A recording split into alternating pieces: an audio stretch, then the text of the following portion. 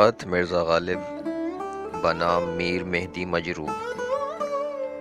میاں کس حال میں ہو، کس خیال میں ہو؟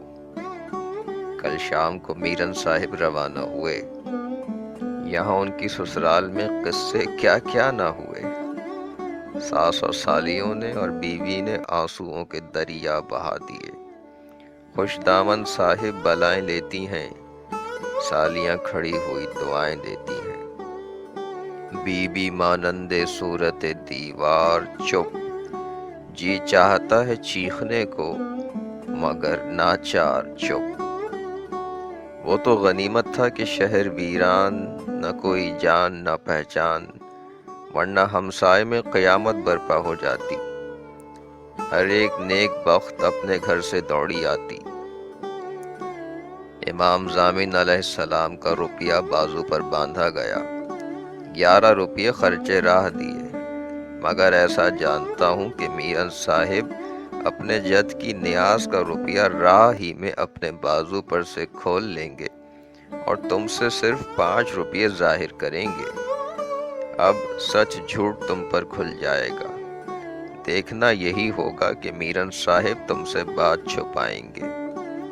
اس سے بڑھ کر ایک بات اور ہے، اور وہ محل غور ہے۔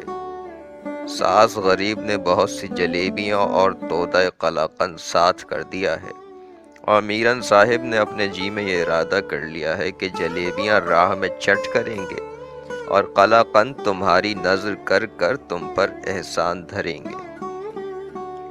بھائی میں دلی سے آیا ہوں، قلاقند تمہارے واسطے لایا ہوں، زنہار نہ باور کیجیو، مال مفت سمجھ کر لے لیجیو۔ کون گیا ہے، کون لایا ہے، کلو ایاز کے سر پر قرآن رکھو، کلیان کے ہاتھ گنگا جلی دو۔ بلکہ میں بھی قسم کھاتا ہوں کہ ان تینوں میں سے کوئی نہیں لایا، واللہ میرن صاحب نے کسی سے نہیں منگایا۔ اور سنو، مولوی مظہر علی صاحب لاہوری دروازے کے باہر صدر بازار تک ان کو پہنچانے کو گئے۔ رسم مشایعت عمل میں آئی۔ اب کہو بھائی، کون برا اور کون اچھا ہے؟ میرن صاحب کی نازک مزاجیوں نے کھیل بگاڑ رکھا ہے۔ یہ لوگ تو ان پر اپنی جان نثار کرتے ہیں، عورتیں صدقے جاتی ہیں، مرد پیار کرتے ہیں۔ مجتہد العصر سلطان العلماء مولانا سرفراز حسین کو میری دعا کہنا، اور کہنا کہ حضرت ہم تم کو دعا کہیں اور تم ہم کو دعا دو۔ میاں کس قصے میں پھنسا ہے، فقہ پڑھ کر کیا کرے گا؟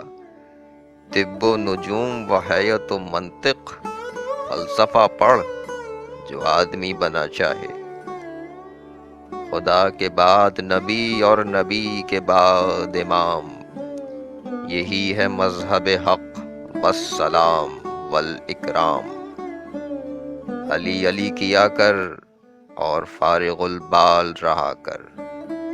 مئی 1861۔